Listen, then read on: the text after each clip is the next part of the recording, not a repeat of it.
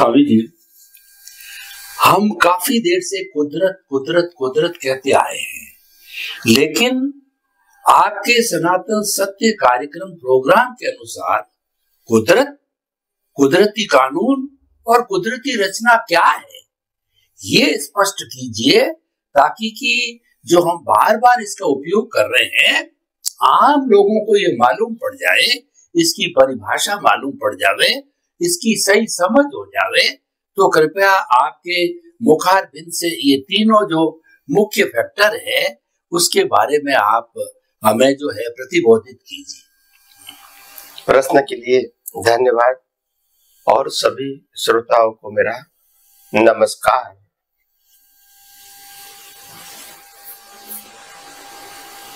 कुदरत का मतलब क्या है? कुदरत का मतलब होता है एक तत्व के रूप में है, वो भी कुदरत है। दूसरे कानून के रूप में है जो सबको लागू होता है, वो भी कुदरत है। और तीसरी अवस्था के रूप में है जिसकी उत्पत्ति और नाश होती है, वो भी कुदरत है। तो कुदरत की तीन कैटेगरी है। पहली कैटेगरी को मात्र कुदरत कहते हैं, दूसरी कैटेगरी को कुदरत का कानून कहते हैं और तीसरी कैटेगरी को कुदरती रचना बोलते हैं। मगर तीनों में कॉमन नाम है कुदरत। और इस ब्रह्मांड में ये मन वचन काया सहित जो भी दिखता है, अनुभव में आता है, समझ में आता है, आत्मा के अलावा सब कुछ ये तत्व के रूप में कहो, अवस्था के रूप में कहो, और उसके पीछे जो कानून है ये सब कुदरत का ही कुदरत के रिलेटेड है। कई सारे लोग प्रश्न करते हैं कि आपने आत्मा को भी कुदरत क्यों बताया? तो मैंने कहा आत्मा वास्तव में कुदरत का हिस्सा नहीं है डायरेक्टली, मगर इनडायरेक्ट इसका रोल है। क्योंकि आत्मा नहीं होता तो कॉज इफेक्ट नहीं होता, और कॉज इफेक्ट नहीं होता तो कुदरत का रोल नहीं होता।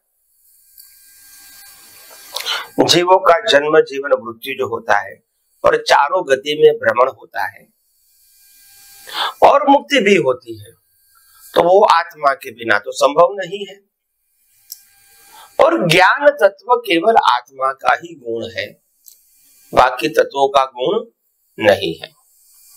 तो हमने बताया वैसे तो कुदरत 5 तत्वों से ही बनी हुई है, जो ब्रह्मांड के साइंटिस्ट भी मानते हैं तत्व के रूप में। मगर आत्मा भी तत्व है, इसीलिए हमने 6 तत्वों की बात कही। तो सनातन तत्व को तत्व कहते हैं। इसमें से 5 तत्व जो है वो अवस्थाएं बनाता है, जिसमें सर्जन और विसर्जन आ जाता है, जन्म, जीवन, मृत्यु भी आ जाता है, और सभी प्रकार की सूर्य, चंद्र, तारा, ग्रह, नक्षत्र की अवस्था भी आ जाती है। परंतु वो है शाश्वत 5। हाँ, तो अवस्था के रूप में टेम्पररी है और तत्व के रूप में परमानेंट है। और ये 5 तत्व वो मूल कुदरत है, जिसका संचालन कुदरत का कानून करता है, जिससे कुदरती रचना बनती है। आत्मा का क्रिएशन, आत्मा का ऑपरेशन और आत्मा की मुक्ति कुदरत डायरेक्टली तय नहीं करती है, मगर आत्मा की हाजिरी में आत्मा का जो स्वाभाविक ज्ञान है वो जब विभाविक रूप में काम करता है अहंकार और बुद्धि के माध्यम से, इससे जो अवस्था बनती है उसका क्रिएटर, ऑपरेटर, डिस्ट्रॉयर कुदरत है। तो आत्मा की विभाविक अवस्था को ही प्रतिष्ठित आत्मा कहते हैं। तो विभाविक अवस्था जो है वो भी आत्मा की हाजिरी से ही प्रस्थापित होती है। अभी हम मूल बात करें कि कुदरत क्या है। कुदरत का मतलब होता है 6 तत्वों का सम्मेलन। इसमें चेतन भी आता है, जड़ भी आता है, इसमें गति सहायक भी आता है, स्थिति सहायक भी आता है, इसमें समय तत्व भी आता है और आकाश तत्व भी आता है। तो ये 6 प्रकार के तत्व को अगर एक नाम बताया जाए तो कुदरत है। कई लोग कहते हैं कि आप आत्मा को कुदरत के साथ क्यों जोड़ दिया? तो मैंने कहा आप हवा ले लो, पानी ले लो, वनस्पति ले लो, आत्मा कहां नहीं है? अग्नि ले लो, इसमें भी आत्मा है। और चारों गति के जीवों में तो आत्मा है ही।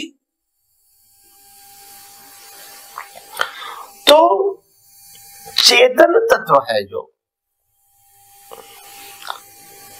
उसको परमानेंट बोलते हैं क्योंकि तत्व है। और चेतन तत्व की क्वालिटी है, एक तो वो परमानेंट है, एक तो वो लाइव है, और जिसके पास ब्रह्मांड के सभी रहस्यों को अनकवर करने का ज्ञान है। अनकवर, व्यक्त करने का ज्ञान नहीं है आत्मा में, अनकवर करने का है। अनकवर हुआ ज्ञान वो देखने का, समझने का और सप्लाई करने का रोल प्रकृति का है। तो 6 तत्व जो है उसमें पहला तत्व है चेतन, जिसको हम आत्मा कहते हैं। दूसरा तत्व है जड़, जिससे अवस्थाएं बनी हुई है। ये शरीर के साथ 5 इंद्रियों से अनुभव में आती सभी अवस्था जड़ तत्व से बनी हुई है।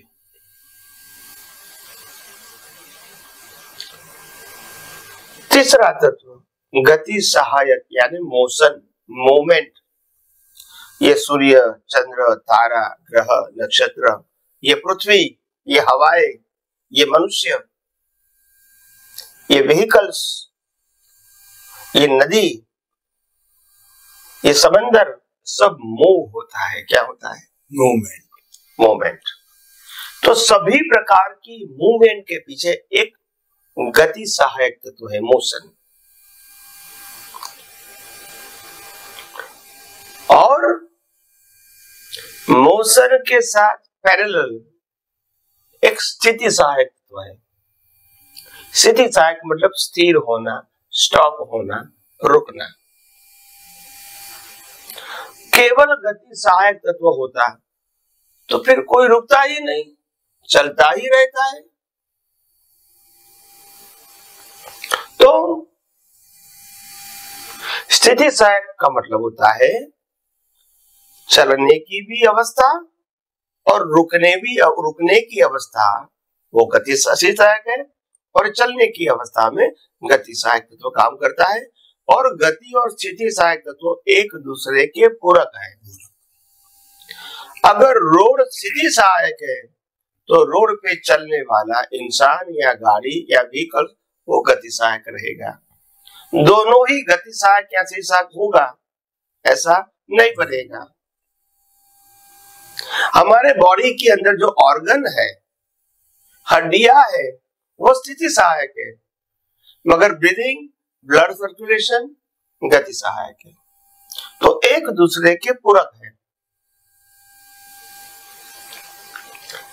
तो ये तत्व के रूप में काम करता है। हम जो देखते हैं वो अवस्था है, मगर इसके पीछे क्या है? तो तत्व है। तत्व के पीछे, तत्व के सिवा अवस्था नहीं हो सकती है। अवस्था बिगिनिंग एंड वाली होती है, उत्पन्न भी होती है, नाश भी होती है, मगर तत्व उत्पन्न भी नहीं होता है, नाश भी नहीं होता है, इटर्नल है। ऐसे पांचवा तत्व है समय तत्व। अभी समय तत्व की जो परिभाषा है वो उसमें बहुत सारा डिवीजन है। हम जिसको समय तत्व मानते हैं 24 घंटे का, ये मनुष्य ने बनाई हुई व्यवस्था है, ये कुदरत का कानून नहीं है, मनुष्य ने बनाई है अच्छाइयों के लिए, व्यवहार के लिए, समझने के लिए, जीवन जीने का एक हिस्सा बने इसीलिए। और उसमें से फिर हर दिन को हमने डेट दिया या तिथि दिया, फिर डेट के आधार से हमने वीक बनाए जीवन जीने के लिए, पखवाड़िया बनाया, महीना बनाया, साल बनाया। ये अपनी सुविधा के लिए बनाया है, ये कुदरत का कानून नहीं है। कई लोग तिथि को मानते हैं, कई लोग तारीख को मानते हैं, ठीक है, वो अपनी व्यवस्था है। कुदरत में जो समय तत्व है वो कॉमन है, उसमें कोई डिटेलिंग नहीं है। समय तत्व का मतलब होता है वर्तमान। क्या होता है? वर्तना देना। हाँ, मगर वर्तमान को अगर अवस्था रूप में देखा जाए तो भूत भविष्य दोनों आ जाएगा। तो अवस्था के रूप में भूत भविष्य वर्तमान तीन है। वास्तव में समय तत्व हर समय वर्तमान ही होता है, मगर एक अवस्था को ले लो तो पहले ये था, अभी ये है और बाद में ये रहेगा। तो अवस्था के रूप में जाओगे तो 3 पीसेस होगा। वास्तव में समय तत्व वर्तमान ही होता है, उनका कोई पीसेस नहीं है। मनुष्य ने अपनी व्यवस्था के रूप में अवस्था को आइडेंटिफाई करने के लिए भूत भविष्य और बाकी सब समय बनाया, समय का पीसेस बनाया। 24 घंटा, दिन, वीक, 15 दिन, महीना, साल, वो अपनी व्यवस्था के लिए बनाया। कुदरत मनुष्य की बनाई हुई व्यवस्था पे चलता नहीं है। हम कहते ठंडी, गर्मी, बारिश, और उसको हम महीनों के साथ जोड़ देते हैं। तो कुदरत ऐसा नहीं है। तो अपनी एक बेसिक समझ के लिए हम बनाते हैं, वो ठीक है। कुदरत तो इतना ह्यूज फॉर्म में काम करता है कि इंसान को बुद्धि से या इंद्रियों से समझ में नहीं आता है। सतयुग होता है तो किस परिस्थितियों को पैदा करना, कलयुग होता है तो किस परिस्थितियों को पैदा करना, यह कुदरत का काम है। और व्यक्तिगत रूप से उसको कैसे रिसीव करना, यह इंसान का काम है। सतयुग में भी कलयुग जैसा इंसान हो सकता है और कलयुग में भी सतयुग जैसा इंसान सोचने वाला हो सकता है। तो हम सोच बदल सकते हैं, सतयुग कलयुग को नहीं बदल सकते हैं।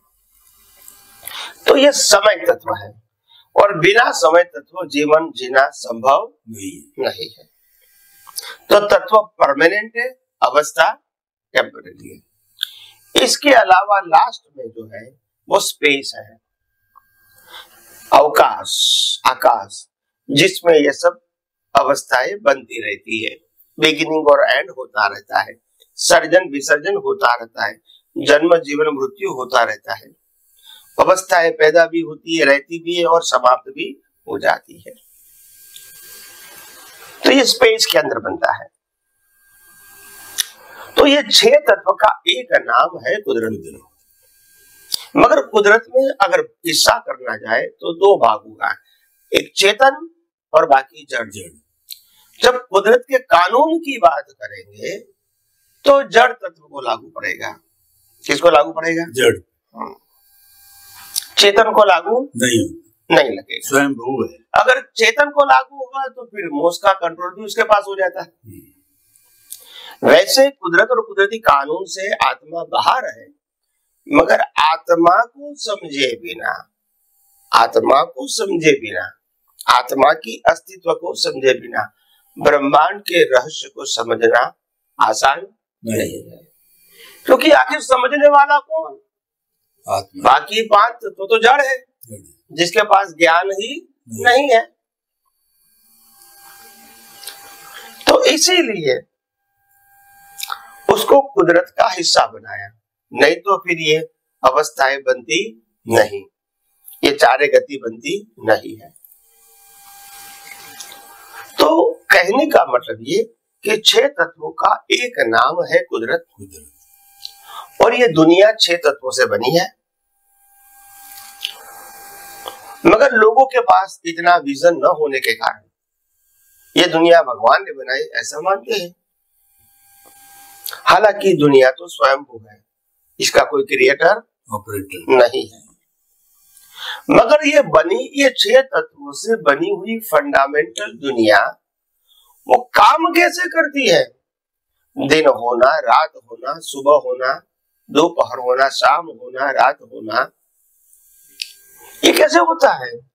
ठंडी गर्मी बारिश होना, सुनामी होना, पहाड़ बनना, समंदर बनना, नदियां बनना, वनस्पतियां बनना, लोगों को कर्मों के फलस्वरूप जीवन मिलना,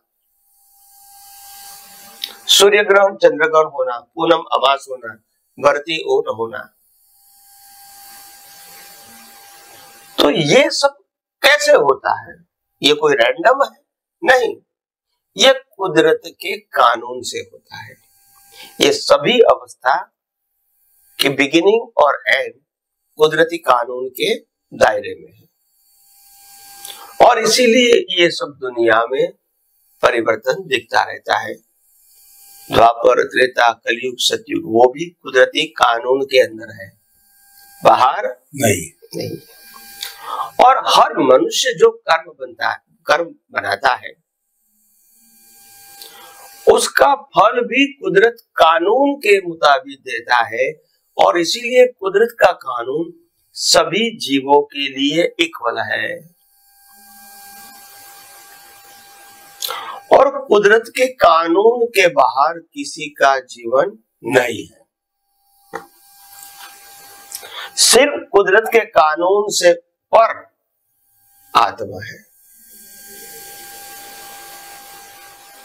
वो भी कौन सा आत्मा? मुक्त आत्मा। जो आत्मा अभी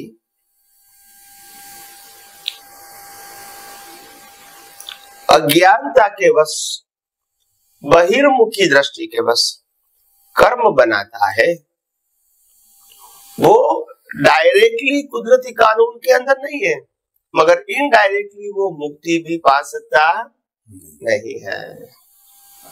क्योंकि कुदरत का कानून है, जिस आत्मा की हाजिरी से अज्ञानता के वश कर्म बनेंगे, उसी आत्मा की हाजिरी से कर्मों की भुगतान भी होगी, चाहे मनुष्य भाव में, चाहे पशु योनि में, चाहे नरगति में, चाहे देव योनि में, आत्मा को रहना ही पड़ेगा। तो कई लोग कहते हैं कि भाई कुदरत का कानून वैसे क्या है? इसकी कोई बुक्स होती है, डायरी होती है? नहीं, ये तो यूनिवर्सल है। आपको खुद को समझना पड़ेगा। कर्म का सिद्धांत वो कुदरत का कानून है। कर्म का फल, ये जन्म मरण होता है, वो भी कुदरत का कानून है। ये दिन रात होता है, वो भी कुदरत का कानून है। यानी सभी प्रकार की अवस्थाएं वो कुदरती कानून से ही होती है। तो जैसे जैसे आगे जाएंगे हम इस विज्ञान को और विस्तार से नेक्स्ट एपिसोड में समझाने की कोशिश करेंगे। स्वामी जी, आपका बहुत बहुत धन्यवाद। आपने कुदरत को बताया कि जहां पर 6 शाश्वत द्रव्य, चेतन, अचेतन और गति सहायक, स्थिति सहायक, समय और स्पेस, ये रहते हैं, वह कुदरत है। और ये किसी पर्टिकुलर कानून पे करता है, सीधे रूप से आत्मा पे कुदरत का कानून नहीं करता। लेकिन आत्मा जब तक मुक्त नहीं होती पूरा सहयोग करती है, और मुक्त होके भी और सिद्धशिला में कुदरत में ही रहती है, तो परम सहयोगी है, कुदरत के कानून से परे है, लेकिन उसके सहयोग बिना वो कुछ नहीं करती। बहुत बहुत बहुत सुंदर स्पष्टीकरण हम लोगों को, पूरी जानकारी मिली। स्वामी जी, आपके प्रति बहुत बहुत धन्यवाद और जय सच्चिदानंद। जय सच्चिदानंद।